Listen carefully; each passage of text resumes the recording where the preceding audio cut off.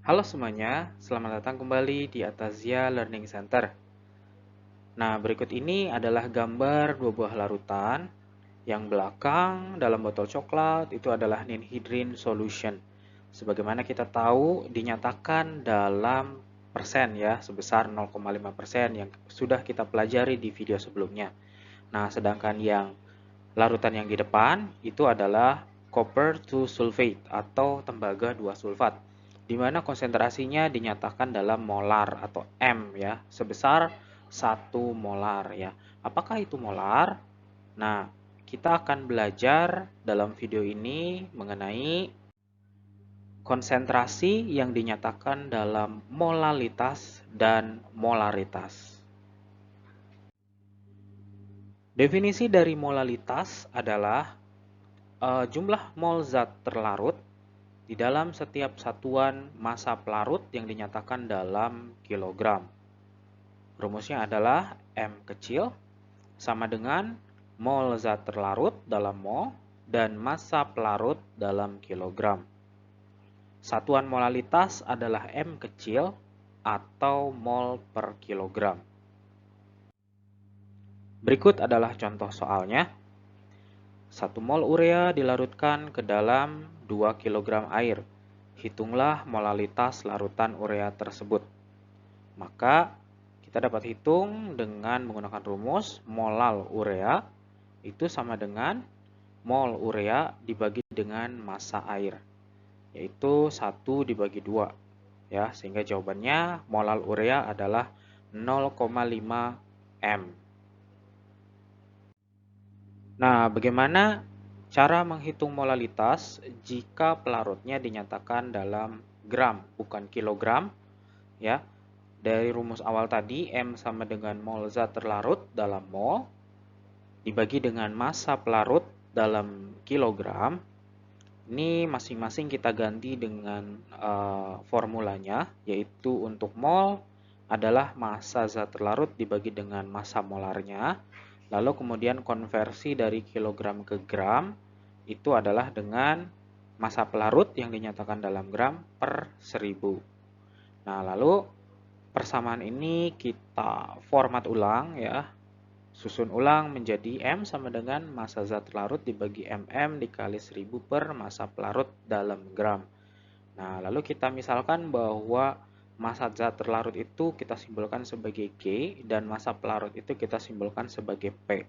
Maka rumusnya dapat disederhanakan menjadi M sama dengan gram per mm atau G per mm dikali 1000 per P.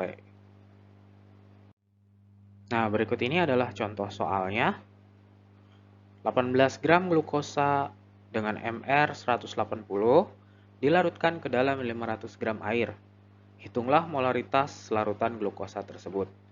Nah, kita langsung dapat mengaplikasikan rumusnya ya, karena dengan ini massa zat terlarutnya sudah diketahui, lalu MR-nya itu kita bisa samakan dengan massa molarnya, lalu massa airnya juga diketahui sudah dalam gram, sehingga kita tinggal menggunakan rumusnya.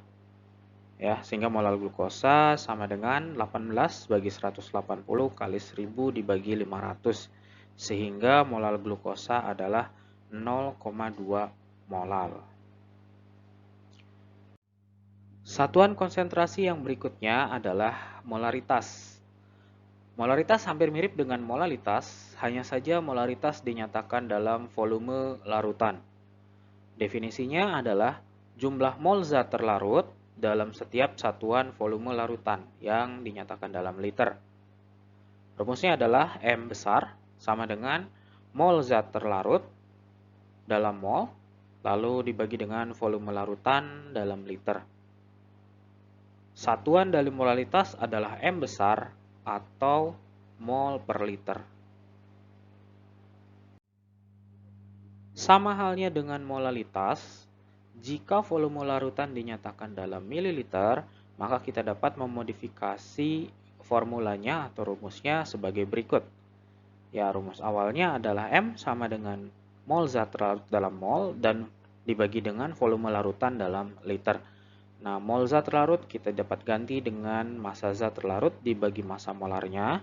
Dan volume larutan kita dapat ganti dengan volume larutan dalam mililiter dibagi dengan 1000. Nah, lalu kemudian kita susun ulang rumusnya menjadi M sama dengan massa zat terlarut dibagi dengan mm dikali 1000 dibagi volume larutan dalam mililiter.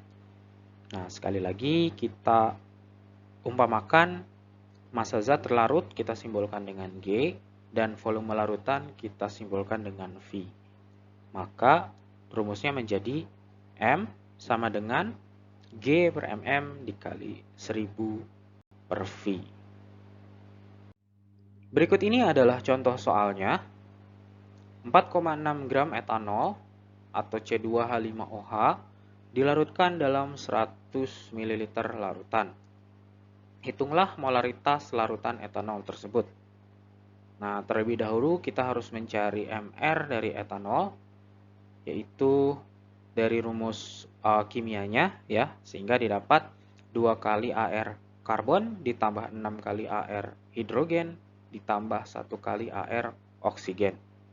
Sehingga didapat MR etanol sama dengan 2 kali 12 plus 6 kali 1 plus 1 kali 16 sama dengan 46.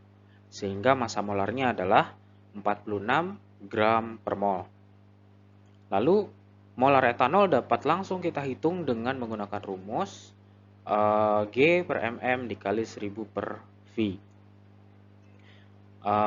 Semua nilainya sudah kita ketahui sehingga tinggal kita masukkan ke dalam rumus ya, sehingga didapat molar etanol sama dengan 4,6 dibagi 46 dikali 1000 dibagi 100. Sehingga didapat molar etanol dalam larutan tersebut adalah sebesar 1 molar. Catatan penting mengenai molaritas dan molalitas, yaitu air adalah pelarut universal, sehingga dalam sebagian besar soal yang diberikan biasanya pelarutnya adalah air. Tetapi tidak menutup kemungkinan bahwa akan ada soal dengan pelarut yang bukan non-air. Nah, maka kita harus hati-hati ya dengan melihat soal, kita harus tahu bahwa pelarutnya adalah yang mana. Kita dapat mengetahui dengan menggunakan logika ya. Biasanya yang merupakan suatu pelarut dalam suatu sistem larutan itu biasanya dengan jumlah terbanyak ya. Sekali lagi, pelarut adalah spesi atau bagian yang memiliki jumlah terbanyak dalam suatu sistem larutan. Oke, sekian video kali ini. Sampai jumpa di video berikutnya. Kutuliskan jika ada pertanyaan di kolom komentar. Subscribe channel ini. Sampai jumpa di video berikutnya. Terima kasih.